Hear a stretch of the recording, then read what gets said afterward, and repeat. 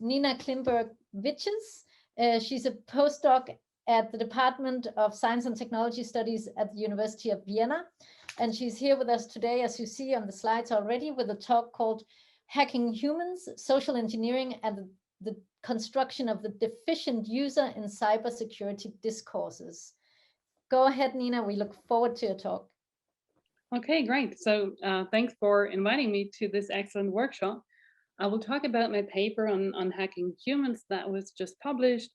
But since it's a transdisciplinary workshop, I will skip the theoretical or conceptual part for now, but I'd be happy to discuss that more during the panel discussion. And also as an SDS scholar, as a social scientist, participating in this workshop is for me like moving into what is kind of unknown territory, but that is great. And I think that we need more of these transdisciplinary encounters. So what is social engineering? In the field of cybersecurity, social engineering or social hacking is often called the art of manipulating people to reveal sensitive information like passwords that can be used to gain access to a computer system for any kind of cybercrime. And amongst the most common examples are phishing, but also baiting, like leaving a USB stick with malware at a company's parking space and then waiting for a curious employee to insert it into a computer. And most social engineering attacks involve a combination of social interactions and technological exploits. And while there are spectacular ways like impersonation, most attacks are quite mundane. So for instance, as you probably know, last year hackers targeted Twitter, including the accounts of celebrities. And the hackers used the company's customer support to gain access and then to solicit cryptocurrency payments from the hacked account's followers. And what is interesting to us in that paper is that in reports about the incident, Twitter explains that it was not the network that the hackers targeted, but that they exploited human vulnerabilities. And as many other companies, Twitter framed this incident as being the product of social manipulation, not as the failure of a security system. So in the paper, my co-author Alex Wendland from TU Munich and I, we are interested in the specific ways in which social engineering experts attribute responsibilities to the users. And linking SDS and critical security studies, we explore how users are framed as deficient in cybersecurity discourses and how experts co-produce socio-technical deficits with their proposed solutions. So we conducted a conference ethnography, a multi-site conference ethnography at 3 leading cybersecurity conferences, including DEF CON and Black Hat, where we did interviews with hackers and social engineering experts. And I'm also happy to talk about this later in more detail. But let's start with what is seen as being the main problem. So the problem diagnosis is what we call the oblivious employee. In our interviews, humans were often seen to be the weakest link in cybersecurity. Users are the problem, not the system, it was often mentioned. And the perceived inability of users to adapt to the increasingly complex social technical challenges of the digitized workplace, which was what we were interested in. And a key storyline was that users are too naive to take care of sufficient protection measures, such as like complex passwords, but also double checking on a phone call from a colleague who's asking for confidential information. And what is important is that a few respondents also acknowledged that working conditions and responsibilities for non-security related activities constrain everyday social engineering awareness. Like, for instance, as one of our interview partners said, how are regular employees supposed to handle targeted phishing attacks deliberately designed for them while going about their regular business?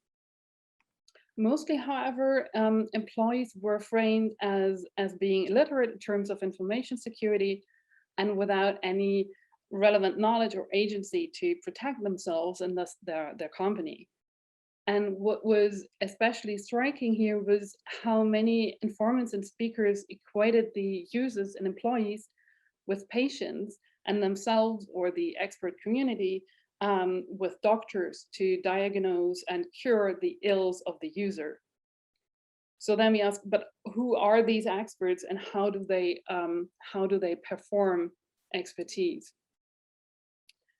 So in most cases, the social engineering experts combine the social skills that are needed for social engineering attacks, like talking people into doing something, with their technical background and the experience and informal education they got in the field. However, different to other areas of cybersecurity, perhaps their epistemic authority does not mainly come from, let's say, superior technical skills, but from their ability to speak, as they said, both languages, code and social. That was a juxtaposition that was often used. And in addition, social engineering experts themselves, this is what we argue, act as powerful securitizing actors. So in order to keep up their business model, these experts maintain and reinforce a narrative of inherent insecurity and constant threat by speaking to both the human insecurities and the technical vulnerabilities. And here, the storyline of nobody is safe, everybody could become a victim, even the experts, then serves as an important precondition to successfully offer expertise. And yet, as the area of expertise are the pitfalls of human biases like curiosity or just trying to be nice as a customer support, they do not expect these to be ever finally solved. Instead, these experts then kind of live from this constant deficit construction. So then we were wondering what would they propose as remedies and what could be measures of success. And so constituting something as deficient, be it a computer system or an entire economy or political system, usually starts with diagnosing a problem that needs to be solved. But what counts as a viable solution is then already often inscribed into the problem's definition. So in our case, the most obvious solution proposed was more training and education for the users. However, in a talk at Black Hat, one presenter found that the expenses for training outweigh the losses from attacks, while users are still not able to maintain security measures. And for him, it is less a people problem, but a problem to diagnose what ails, as he said, the patient in the first place.